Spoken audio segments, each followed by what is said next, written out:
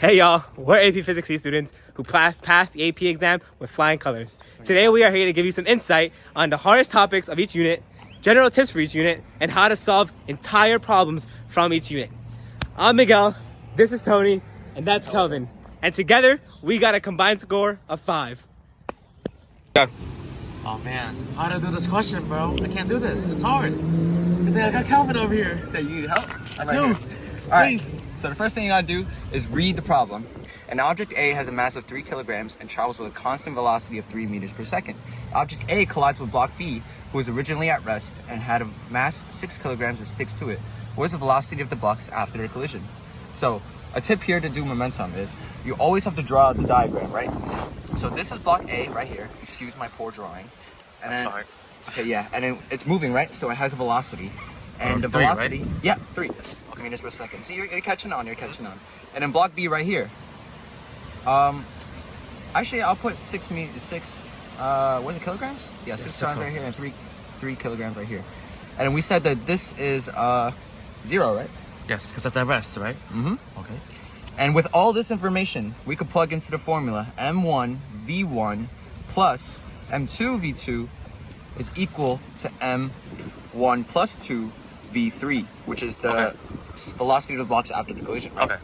So we have this, we have this, we have this, we have this, and we have this, right? Okay. And we have these two as well, because we just add 3 and 6. Okay. So with all this, we could plug it in, and this is going to take a while, but 1 plus 2 is 3 plus 6 is 9.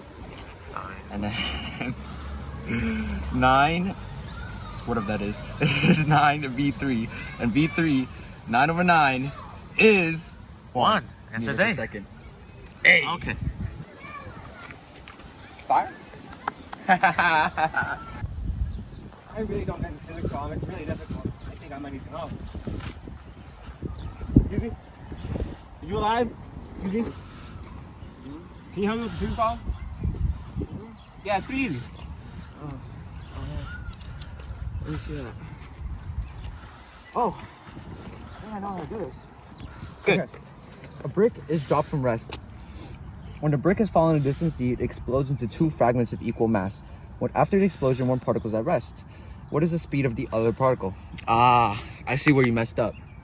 It's because you don't know the difference between a collision and an implosion, where a particle splits into 2.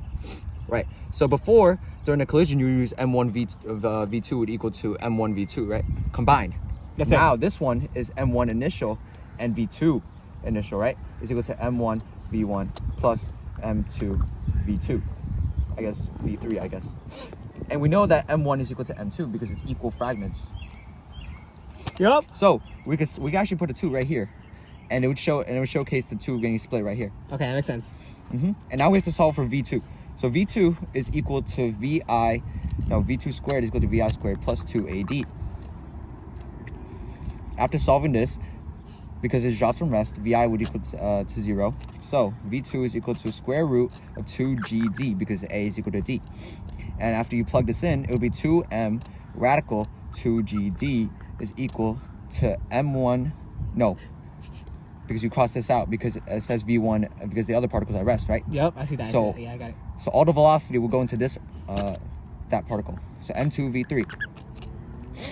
And afterwards, you would just solve for V3 by crossing out the M's. Okay. And 2 radical 2GD is equal to V3. I see that, yeah. Meaning that V3 is equal, after you move it into the square root, it would be equal to 8GD. Oh, that's just D. Yeah. Okay, I see. It even came circled. So the hardest part was me finding whether or not it was an implosion or not. Yeah. Oh, I see. Did it. Ready? Yeah, I'm ready. AP Physics C, general tip. When in doubt, draw a free body diagram. Don't expect to understand each unit by itself. Each unit's layered on top of the other one. So you gotta use the next unit to understand the next one. Yeah. Take it. All right, go. I would say you have to eat well and sleep well right before the test.